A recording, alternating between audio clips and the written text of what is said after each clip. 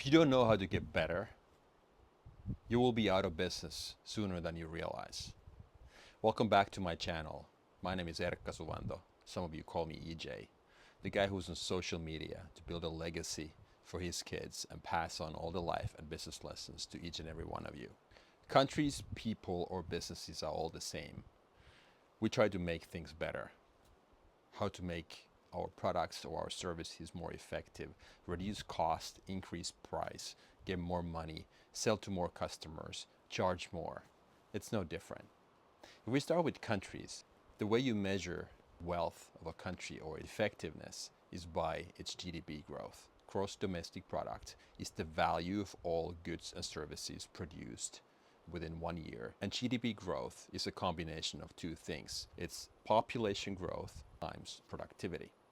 We all know what the problems are with the aging population in Western economies. When the workforce or the number of people working goes down, in order for a country to grow its GDP, there's nothing more left but the productivity growth. And many of the countries have been flat as far as finding that productivity increase. We can argue whether artificial intelligence, robotics, quantum computing is going to solve that problem. That's a topic for another discussion, for another video. But today I wanted to pinpoint how a company can increase its productivity. What are the ways we can do as business owners to get more out of the system, out of those people that work for us? Not by punishing anybody, but finding ways to do things in a smarter way. So if we go back from a country to a company and start to think about how a business is run, you can grow a business in two ways. You can sell to more people or you can charge more. It's volume and value. So by increasing volume, more people buy from you. By increasing value, you charge more from the same number of customers. And in an ideal situation, you can do both. You can charge more and sell to more people. So then the question is, how can we sell more and charge more? And the simple answer is we need to get better. And you can get better in two ways. I call it operations, internal and external efficiencies. And internal efficiency is something that we internally do. Our processes, our ways of working, how people learn more, and how we learn together to find ways to get more out of our value chain. And external efficiency is taking the customer into consideration, understanding what is it that we can provide, or how we can provide value to our paying customers. And there are several formulas for that. The one that I like the most is from Alex Hormozy, where he defines the top part of the equation as dream outcome times likelihood of success. And in the bottom part of the equation, we have time and effort and sacrifice. And many businesses are started based on just optimizing the bottom part of the equation. Do what everybody else does, but do it in half the time. That always works. People are always willing to pay for time and convenience. So that is the external efficiency. So internal efficiency and external efficiency. So getting more out of the system to increase productivity. The same way a country is being optimized through population growth times productivity growth, company can do the exact same thing using two different approaches. So now if we go back to my history and think about what I have done over the last 15, 20 years, I've been heavily and actively involved in real estate. I've been an entrepreneur both in the United States and here in Finland. And I've seen the processes, I've seen many players, I've seen the products, and I've seen what works and what doesn't work in both countries. And believe it or not, but there are many similarities. First and foremost, what comes to my mind is number one, that there's very little global competition in the construction, in the building business. It's a very local industry. What it means is that very few global companies are interested in investing in my hometown here in Finland, or investing in one particular zip code or in one particular city in the United States, for instance. Why? Well, there are several reasons for that. And first and foremost, the building code, the rules and regulations are completely different no matter where you go. So it's very difficult to harmonize your way of working and develop a product that you could sell to masses, so to say. So by default, it's like a prototype run. People in the United States, when it comes to single family homes, they like stick built homes, homes built on site.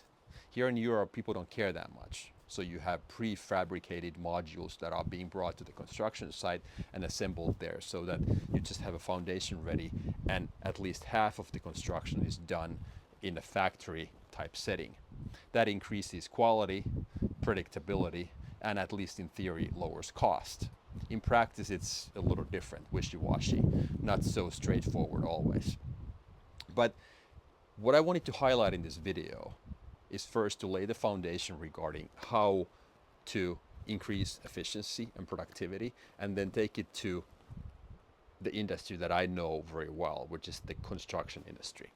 And if I look at data, stating the facts, telling the truth, over the last 45 years here in Finland, the productivity of the construction business or the whole industry has remained flat, meaning inputs have equaled outputs. You put 100 units in, you get the same number of units out as you got 45 years ago. That is mind-boggling. So what that means in practice is that your cost of construction is going up all the time, because you can't offset the material cost increase with ways of working, with efficiencies when it comes to ways of working. So you're basically following the inflation trend.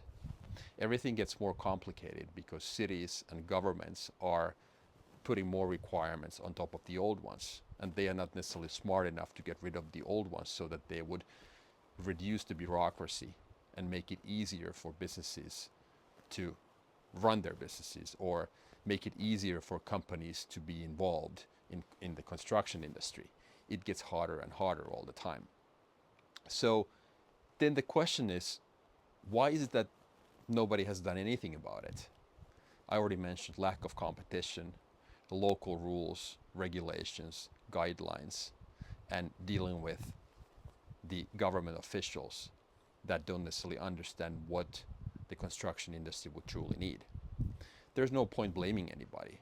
It's in our hands, the entrepreneurs and the companies involved. We can have innovative ways of working, come up with new technologies to solve this problem. And this is my challenge to all of my colleagues as far as taking the productivity to the next level. So what is it that I would do, given my know-how in real estate, or what would I do today to improve the productivity of the construction business? The process that I follow is the same, whether I'm adding value to the customer, putting myself in the shoes of the customer, or solving a productivity problem. I always break the value chain down into bits and pieces, the tiniest little tasks, to understand what goes in and what comes out. This is, to me, the only way I can break it down, smallest level of granularity, and then understand the things that I need to tackle.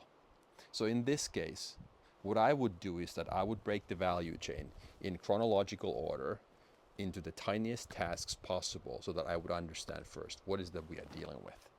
So if we talk about building a new house, single family home from scratch, so starting with getting the permits or the piece of land first, drawing your plans, getting them approved, everything and anything from start to finish. And then I would look at the problems that customers face when dealing with those tasks.